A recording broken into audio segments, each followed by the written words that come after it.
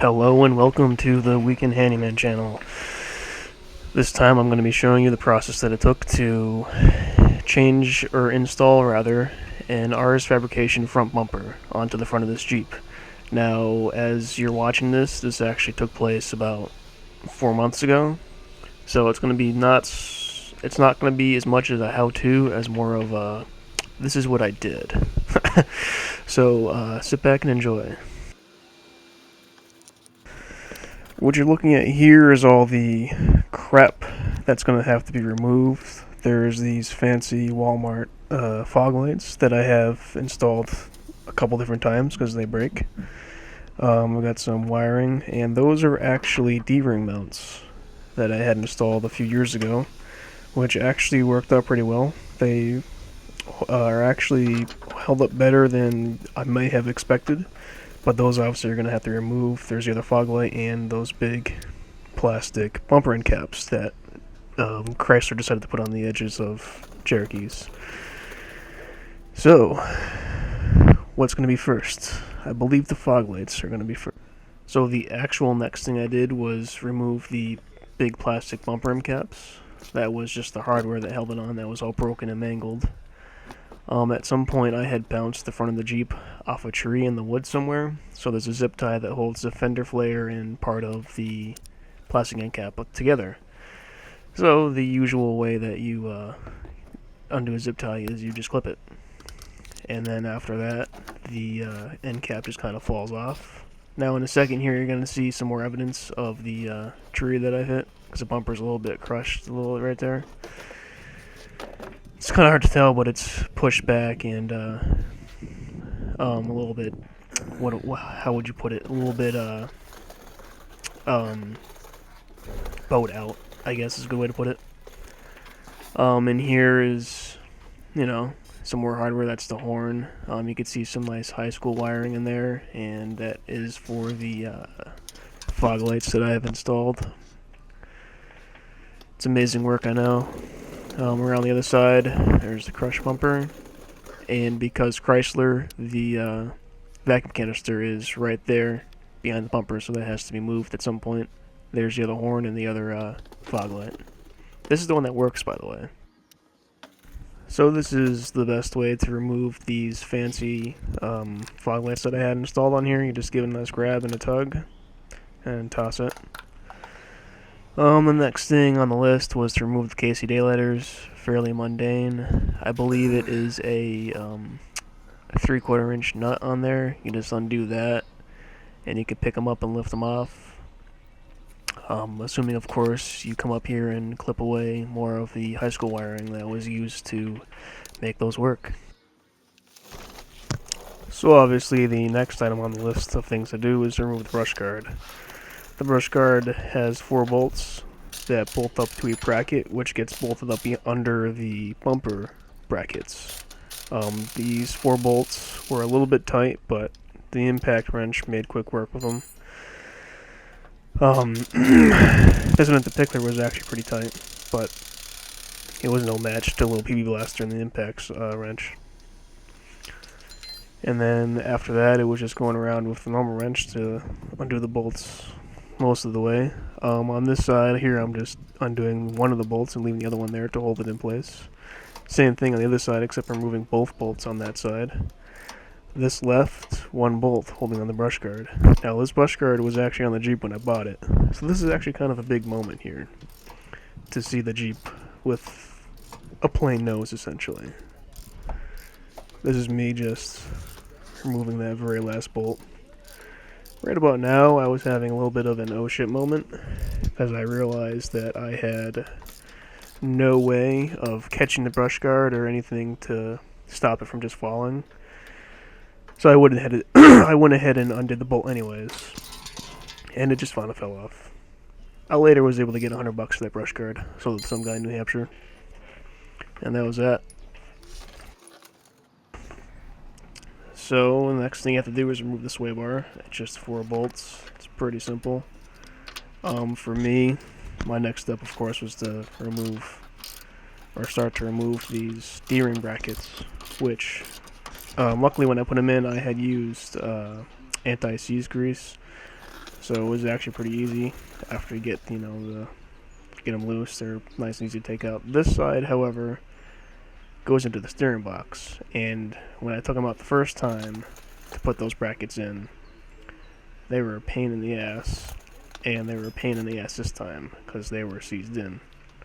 Even though I did use anti-seize grease, apparently it doesn't matter. For these bolts, it's just a pain in the ass. I mean, as you can see here, I had my impact wrench here, full power, everything, and they were just not moving with PB Blaster and whatnot. They were not going to move. I was afraid about breaking them. So eventually I had to use a breaker bar to break them loose. Luckily, they didn't break. And here's just the end result of that. One bolt. This one was still really tight. The threads are a little messed up on this one actually. By the end of it, there was something in the threads that got them all jiggered up. Just being a little careful with them, and eventually came out.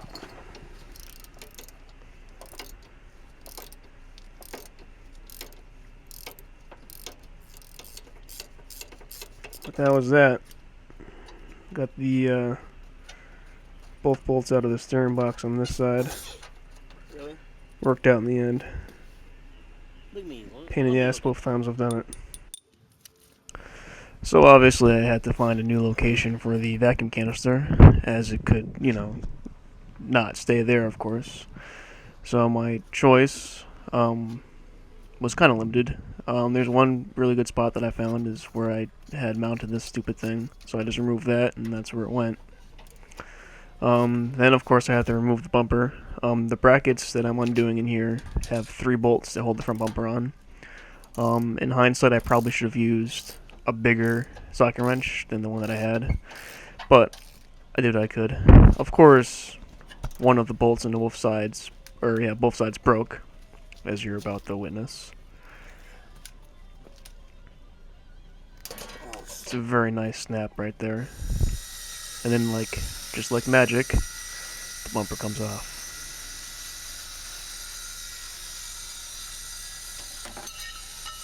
Gracefully. Anybody out there needs a new, slightly used, damaged Cherokee bumper? Go on. Right here is the bolt that snapped on both sides. And like that, it's gone. Hello, hand.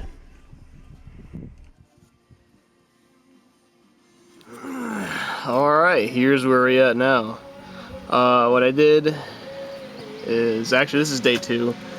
This video is going to be all continuous, but this is actually day 2. Yesterday I just took off all the other parts. Today, though, I woke up this morning, came down here, and I cleaned up the front of the Jeep. I just cleaned up the cross member, a little bit of the unibody frame rails, and just threw some paint, primer and paint on them. And then what I've been doing is cleaning up the under the hood.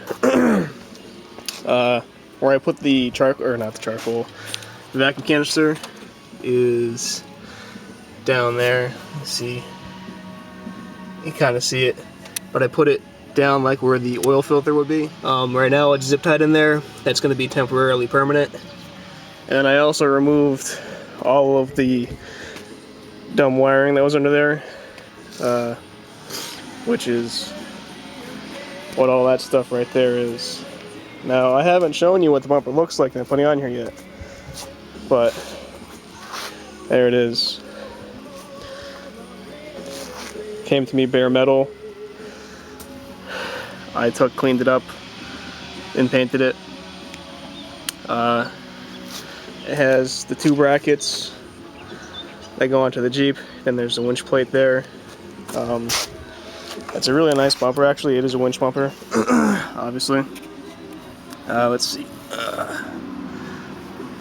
It's made by a company called Ares Fabrication. As you can see by their cutout on the bumper they make. They're a really nice company. They do nice work. It's really well made, nice and heavy duty. It should hold up pretty well. If you're wondering, the bumper did come with the hardware.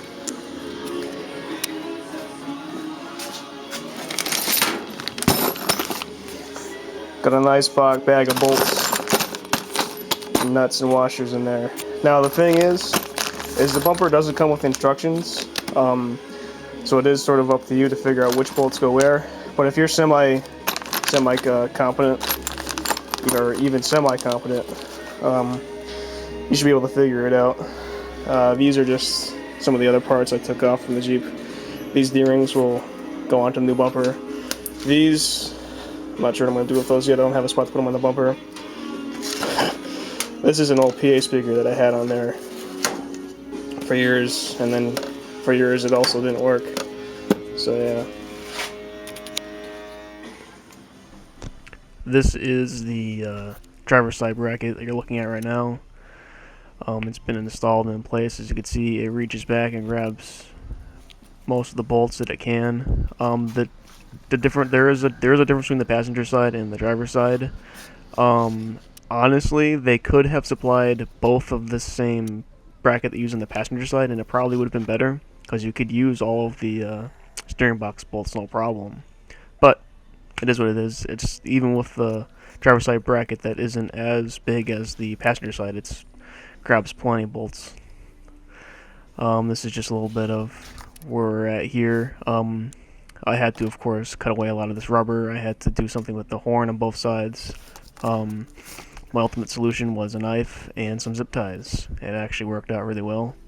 I think I ended up bending the bracket that the horn is on and cut a lot of the rubber away, and then zip tied the rubber up to a hole that I had found. There's a zip tie right there actually. And I just did the same thing on the other side.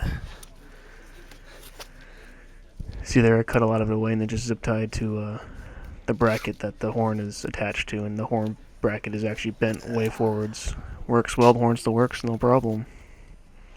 And that's that. That's what I went through to install this Ares Fabrication bumper on this Jeep Cherokee. If you have any questions, feel free to ask below and subscribe.